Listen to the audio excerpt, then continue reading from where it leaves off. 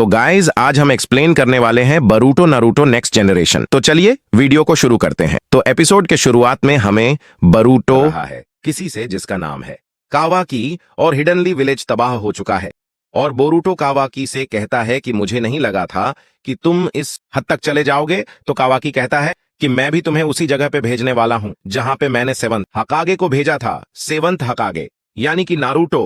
तो अब क्या नारुतो मर चुका है या वो कहां गया है? एंड ये आगे चल के तो हमें पता चल ही जाएगा। कावाकी बोरुटो से कहता है कि शिनोबी का दौर अब खत्म हो चुका है। तो बोरुटो जवाब देता है मैं तो अभी भी शिनोबी हूं। उसके बाद हमें बोरुटो का विजुअल पावर्स दिखाते हैं जो ना तो शारिंगन है, ना ब्याकुग्न है और ना ही रेनिगान है। ये कुछ नया ही हमें इस एपिसोड में देखने को मिलता है। और उसके बाद हमें ब्रूटो के मार्क्स दिखाई देते हैं जो कि उसकी बॉडी पर है और उसी तरह के मिलते जुलते मार्क कावाकी की बॉडी पर भी होते हैं। खैर इन दोनों की लड़ाई चल ही रही होती है तो हमें टाइम में 7 साल पीछे ले जाते हैं। तो अब हिडन लेव विलेज बिल्कुल ठीक है जैसा पहले था। फिर हमें ब्रूटो को दिखाया जाता है जो कि शहरों की सड़कों पर भाग रहा है और उसके साथ शिकाड़ाई भी है। शिकाड़ाई जो कि शिकामारू का बेटा है और ये लोगों की छतों पर चढ़ रहे हैं और भाग रहे हैं। और हमें साथ में हिडनली विलेज को दिखाया जाता है जो कि पहले से बहुत ज्यादा एडवांस हो चुका है। और उससे अगले सीन में हमें दिखाया जाता है नारुतो को जिसको शिकामारू होगागे के ऑफिस में लेकर जाता है और कहता है कि आपका बहुत सारा काम पड़ा हुआ है, ये सारा काम पूरा करें। और इतना सारा काम देखकर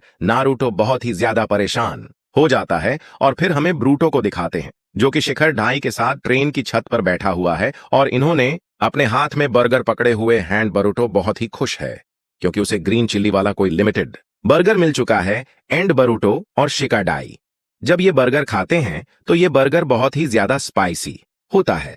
खैर बोरुटो को ये स्पाइसी बर्गर बहुत ज्यादा पसंद आता है और बरूटो शिकाई से कहता है बहुत अच्छी बात है कि हमारे पास ये ट्रेन है, इस ट्रेन की वजह से हमें पैदल नहीं जाना पड़ता। और शिकाडाई कहता है कि हाँ हिडनली विलेज बहुत तेजी से तरक्की कर रहा है लेकिन अब हमें कल से ओल्ड फैशन वाली निंजा एकेडमी में जाना है। ब्रूटो उसकी बात सुनता है लेकिन ब्रूटो को याद नहीं होता कि कल हमें निंजा एकेडमी में जाना है। तो शिकाई कहता है कि क्या तुम्हारे डैड ने तुम्हें इसके बारे में नहीं बताया? तो बोरुटो कहता है शायद बताया हो। फिर शिकाडाई ब्रूटो से कहता है कि कुछ ऐसा मत करना जिससे तुम्हारे बाप की बेइज्जती हो क्योंकि इससे मेरी भी बेइज्जती होगी। और शायद तुम्हें इस बात का पता नहीं है कि तुम्हारी मॉम मुझे हर वक्त यह कहती है कि मैं तुम्हारा ख्याल रखूं। आगे से बरूटो कहता है कि क्या सच में मॉम ने ऐसा कहा था? तो शिखरडाई कहता है कि तुम इस ट्रेन की तरफ देखो, अगर ये ट्रेन अपने ट्रैक पर रहेगी तो ये अपनी मंजिल पर बहुत आसानी से पहुंच जाएगी और तुम भी इस ट्रेन की तरह सीधी तरह बैठकर अपने रास्ते पर चलोगे तो तुम भी अपनी मंजिल पर पहुंच जाओगे। बोरुटो कहता है कि मुझे नहीं समझ आ रही कि तुम क्या कह रहे हो। आगे से शिखरडाई कहता है कि मैं बस तुम्हें यह समझाने की कोशिश कर रहा हूं कि तुम समझदार हो जाओ। ये सब कहकर शिखरडाई वहां से चला जाता है। शिकाय के जाने के बाद बोरुटो अपने डैड के स्टोन स्टैचू की तरफ देखता है और कहता है कि देखना एक दिन मैं कामयाब होगा। फिर अचानक से नीचे से ट्रेन ऑपरेटर की आवाज आती है और बोरुटो को गुस्से से कहता है कि तुम्हारे पेरेंट्स कहां पर हैं? तो फिर बोरुटो वहां से चला जाता है और उसके बाद बोरुटो देखता है कि नीचे कुछ लड़के एक लड़के को बुली कर रहे हैं। उस बुली होने वाले लड़के का नाम डंकी होता है और उसके दोस्तों ने उससे पैसे छीने होते हैं और कहते हैं कि क्या तुम्हारे पास सिर्फ इतने ही पैसे थे? और डंकी कहता है कि क्या इतने पैसे तुम्हारे लिए काफी नहीं है? तो वो लड़के इतने पैसों से राज्य नहीं होते। तो अचानक से ऊपर से ब्रूटो एक लड़के के सर पे शेक गिरा देता है और फिर बोरुटो कहता है कि माफ करना मेरा हाथ स्लिप हो गया था। और फिर वो लड़के बोरुटो से कहते हैं कि क्या तुम हमसे मार खाना चाहते हो? तो ब्रूटो कहता है कि इस लड़के को इसका वॉलेट वापस कर दो, अगर तुम इसका वॉलेट इसे वापस कर दोगे तो मैं तुम लोगों को छोड़ दूंगा। फिर वो लड़के बोरुटो से कहते हैं कि अगर हिम्मत है तो नीचे आकर ये सब बोलो। फिर बोरुटो अचानक से नीचे आता है और शैडो क्लोन जुत्सु इस्तेमाल करता है और फिर इन क्लोन की मदद से इन पर हमला करने लगता है। और ये लड़के बहुत ज्यादा परेशान हो जाते हैं कि ये तो एक निंजा है। और फिर ब्रटोन बहुत मारता है और डंकी का वॉलेट वापस छीन लेता है और वो वॉलेट डंकी को वापस कर देता है। फिर अचानक से वहां और लड़के आ जाते हैं और वो पूछते हैं कि क्या तुमने इस लड़के को मार लिया? फिर वो लड़के देखते हैं बरूटो अपने क्लोन्स की मदद से उन लड़कों को मार रहा है और फिर बरूटो डंकी को लेकर वहां से भाग जाता है। फिर ब्रूटो डंकी से पूछता है कि क्या तुम ठीक हो? डंकी कहता है कि नहीं, मैं ठीक नहीं हूं क्योंकि कल वो लड़के मुझे फिर से तंग करेंगे और उनको पैसे देकर ही मेरे लिए बचने का तरीका है। और फिर ब्रूटो कहता है कि क्या तुम्हें उन पर गुस्सा नहीं आता? उन्हें सबक सिखाओ। और फिर डंकी कहता है कि मैं ऐसा नहीं कर सकता, मैं तुम्हारे जितना स्ट्रांग नहीं हूं और मैंने देखा कि तुमने क्या किया, तुम निंजा एकेडमी जाते हो। और फिर बोरुटो कहता है कि नहीं, मैं कल से निंजा एकेडमी स्टार्ट कर रहा हूं। और फिर डंकी कहता है अच्छा, कल से मैं भी निंजा एकेडमी स्टार्ट कर रहा हूं। और फिर बोरुटो कहता है कि मुझे तुमसे मिलकर बहुत अच्छा लगा और दोनों हैंड शेक करते हैं। और फिर बोरूटो डंकी के साथ हिडनली विलेज में घूमता है और फिर डंकी बरूटो से कहता है कि मुझे मेरे फादर की कंपनी विरासत में मिलनी है और उनकी वजह से मैं निंजा एकेडमी जा रहा हूं और मुझे वहां पर एकेडमिक और निंजित्सु सीखना है। आगे से बोरूटो पूछता है कि तुम्हारे बिजनेस का क्या नाम है। डंकी कहता है कामिनारी कंपनी। बोरूटो ये सुन के बहुत शॉक होता है और इस विलेज की सबसे बड़ी कंपनी है और कहता है कि क्या मैं प्रियो नर्डर कर सकता हूं नेक्स्ट रिलीज के लिए। डंकी कहता है कि हाँ जरूर तुम कर सकते हो और फिर बोरूटो डंकी से पूछता है कि तुम्हारे डैड क्यों चाहते हैं कि तुम निंजित्सु सीखो। डंकी कहता है कि मेरे फादर शिनोबी थे, 4th ग्रेड निंजा वॉर में, और वो ये मानते हैं कि लड़ाई में अगर जीत हासिल करोगे तो बिजनेस में भी जीत मिलेगी। और फिर बोरूटो पूछता है कि क्या तुम निंजा बनना चाहते हो। डंकी कहता है कि नहीं मैं नहीं बनना चाहता और फिर बोरूटो कहता है कि तुम उसको इतनी अहमियत ना दो। डंकी कहता है कि मैं ऐसा नहीं कर सकता, मैंने अपने फादर को कभी भी मना नहीं किया। फिर बोरूटो कहता है कि चलो कम से कम तुम्हारे डैड तो घर में होते हैं ना, मेरे स्टूपिड ओल्ड मैन हर वक्त काम पर होते हैं और अपनी फैमिली के लिए जरा भी वक्त नहीं निकालते, और जब मैं अपने डैड की कोई बात नहीं मानता तो वो घर में नहीं होते मुझे सजा देने के लिए। और फिर बोरूटो कहता है कि तुम्हारे डैड जो मर्जी तुम्हें कहें लेकिन तुम वो करो जो तुम करना चाहते हो, और मैं हमेशा यही करता हूं और मेरे कुछ प्लान्स हैं जो मैं सबसे छुपाकर रखता हूं, लेकिन मॉम से छुपाना बहुत मुश्किल है। अचानक से बोरूटो बहुत परेशान हो जाता है और पूछता है कि टाइम क्या हुआ है। डंकी कहता है $007 बज चुके हैं। फिर बोरूटो वहां से भागता है और कहता है कि मॉम मुझे मार डालेंगी अगर मैं टाइम पर घर पर नहीं गया। डंकी कहता है कि मुझे लगा था कि तुम्हें घर से सजा नहीं मिलती। आगे से बोरूटो कहता है कि मॉम का हिसाब अलग है, वो बहुत खतरनाक हो जाती है जब उन्हें गुस्सा आता है। फिर लास्ट में बोरूटो कहता है कि किसी को भी तुम्हारे फैसले मत करने दो। फिर डंकी कहता है कि ठीक है, और फिर बोरूटो वहां से चला जाता है और डंकी के हाथ में एक कैन होता है जो उसे थ्रो करता है बिन की तरफ और उसका निशाना ठीक जाता है और वो बहुत खुश होता है। तो अगले ही सीन में बोरूटो का घर दिखाया जाता है और बोरूटो की मॉम दिखाई जाती है जो कि है हिनाटा। हिनाटा बोरूटो से कहती है कि मुझे लगा था कि तुम डिनर से पहले घर पहुंचोगे। फिर बोरूटो कहता है कि सॉरी मॉम, शिकादाई ने मुझे नहीं आने दिया। हिनाटा कहती है कि शिकादाई के सर पर बहुत सारी जिम्मेदारियां हैं लेकिन तुम हर वक्त मसलों में पड़ते रहते हो। फिर अचानक से आती है हिमावारी जो कि बोरूटो की छोटी बहन है और फिर बोरूटो पूछता है कि डिनर में क्या है। फिर हिमावारी कहती है कि मैंने आज मॉम की खाना बनाने में मदद की, और फिर हिनाटा बोरूटो से कहती है कि खाने से पहले अपने हाथ धो लेना, और फिर सारे डिनर की टेबल पर बैठे होते हैं और हिनाटा कहती है कि कल से तुम अकेडमी जा रही हो, मैं भी तुम्हारे डैड के साथ अकेडमी में ही मिली थी। बोरूटो कहता है कि ये मैं 1000 बार सुन चुका हूं। हिनाटा कहती है नारुतो हर वक्त प्रॉब्लम क्रिएट करता था और लोग उसे प्रॉब्लम चाइल्ड कहते थे, लेकिन वो बहुत ही कूल था। बोरूटो कहता है कि मैं ये भी 1000 बार सुन चुका हूं। हिनाटा कहती है कि मुझे लगा था कि तुम्हारे डैड आज घर आएंगे। बोरूटो कहता है कि हाँ, इसमें कोई नई बात नहीं है, वो आपको और हिमावारी को हर वक्त इग्नोर करते हैं। हिनाटा कहती है कि तुम कंप्लेन मत करो, हमारा ये विलेज सेफ है क्योंकि तुम्हारे डैड ने और कुछ लोगों ने इसे बचाया था। और बोरूटो को इस बात पर बहुत गुस्सा आता है और वो कहता है कि अब कौन सा दुश्मन है जिससे इस विलेज को उन्होंने बचाना है। हिनाटा कहती है कि लड़ाई ही एक ऐसा काम नहीं है जो कि एक निंजा करता है। हुकाके के पास बहुत काम होते हैं, विलेज के लोगों की हिफाजत उसके जुमे पर होती है, और तुम ये सब कल एकेडमी जाकर सीखोगे। अगले सीन में डंकी अपने फादर के साथ बहस कर रहा होता है। डंकी के फादर जोर से डंकी को थप्पड़ मारते हैं और डंकी के फादर डंकी को कहते हैं कि तुम इस कंपनी के वारिस हो और जनरल स्टडी ही काफी नहीं है, और मुझे पता है कि आज फिर से लड़कों ने तुम्हें बुल्ली किया। तुम एकेडमी जाकर ट्रेंड क्यों नहीं होते और ये सब खत्म क्यों नहीं करते। फिर डंकी अपने फादर से कहता है कि क्या आप चाहते हैं कि मैं स्ट्रांग बनूं। डंकी के फादर कहते हैं कि यस मैं चाहता हूं। तो फिर डंकी कहता है कि अगर मैं आपको स्ट्रांग बनकर दिखाऊं तो आप मुझे वो सब करने देंगे जो मैं करना चाहता हूं। डंकी के फादर कहते हैं हां, अगर तुम स्ट्रांग बने। तो डंकी अपने फादर के रूम से बाहर निकलता है और वहां पर एक शैडो नजर आती है और फिर वह शैडो डंकी के पास आती है और उस पर अटैक कर देती है। और फिर अचानक से डंकी कहता है कि मैं अपने फादर को प्रूव करूंगा कि मैं स्ट्रांग हूं। अगले सीन में हमें निंजा एकेडमी दिखाते हैं, जिसमें बच्चे एकेडमी जा रहे हैं, और फिर बोरूटो का घर दिखाते हैं, और फिर बोरूटो वहां से भागता हुआ निंजा एकेडमी की तरफ जाने लगता है, क्योंकि वो लेट हो चुका है।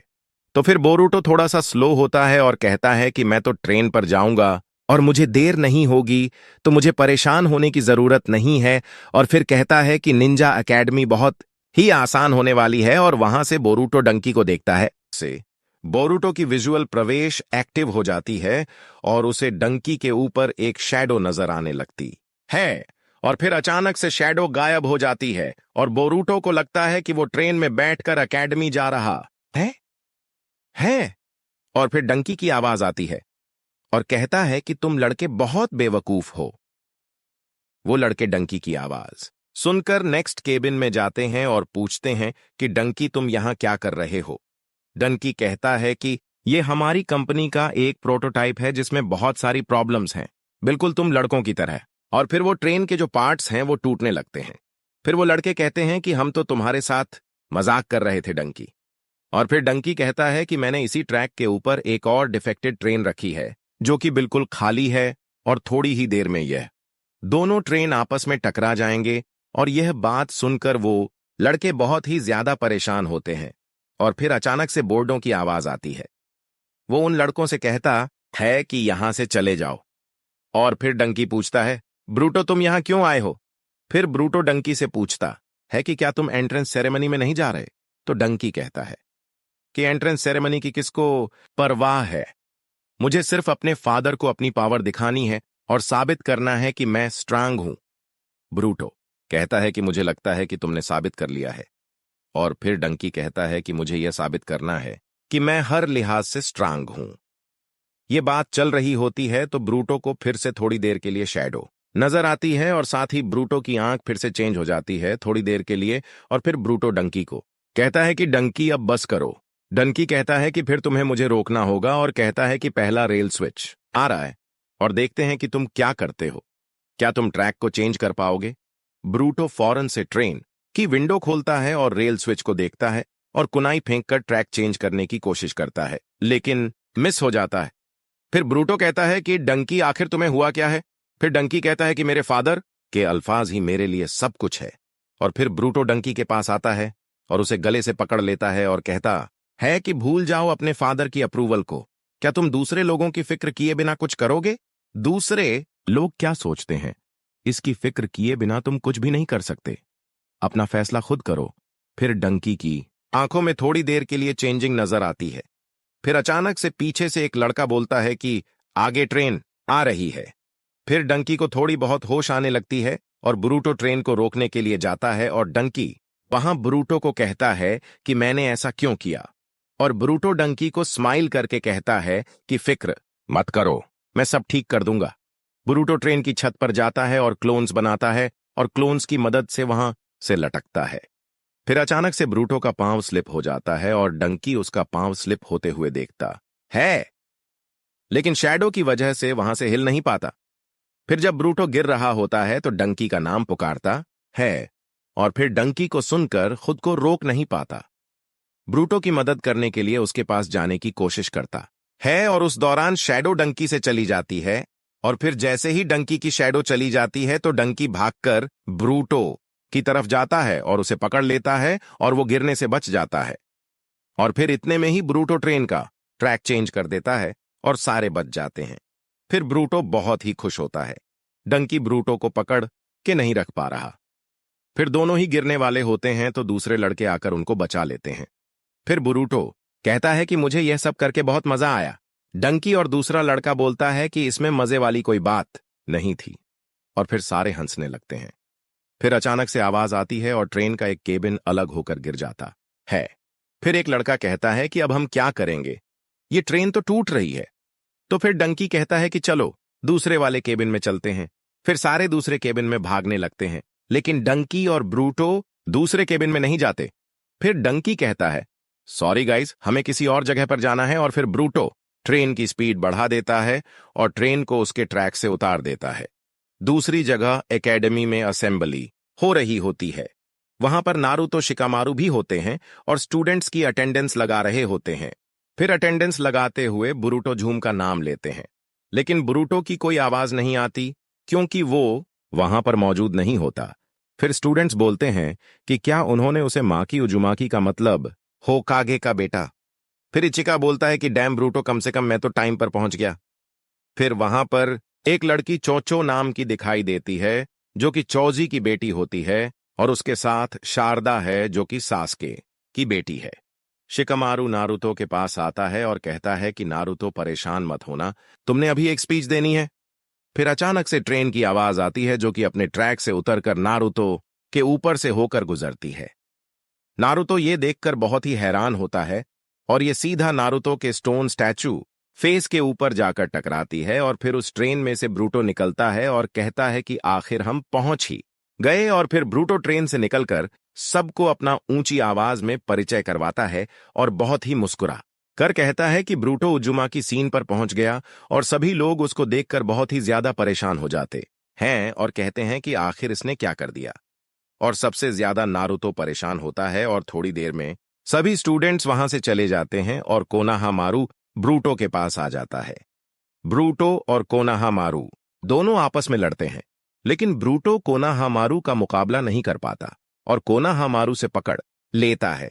और ब्रूटो कहता है कि सॉरी बिग ब्रदर कोनाहामारू, और कोनाहामारू कहता है कि तुम्हें देखकर जरा भी नहीं लगता कि तुम्हें इस बात का अफसोस है, और अब से तुम मुझे कोनाहामारू सेंसे कहोगे।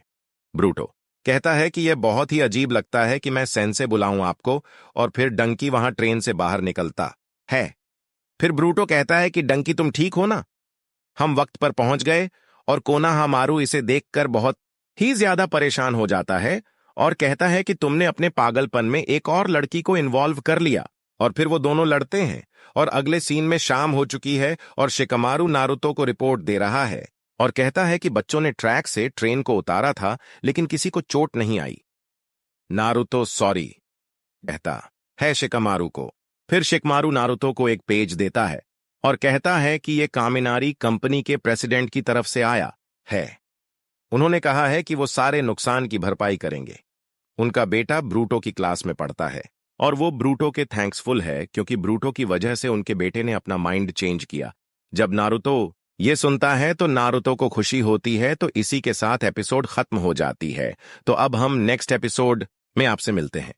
तो अगर आपको यह एपिसोड पसंद आई है तो लाइक करें, सब्सक्राइब जरूर करें और अपने दोस्तों के साथ शेयर जरूर कीजिएगा। तो see you in the next video. Bye bye.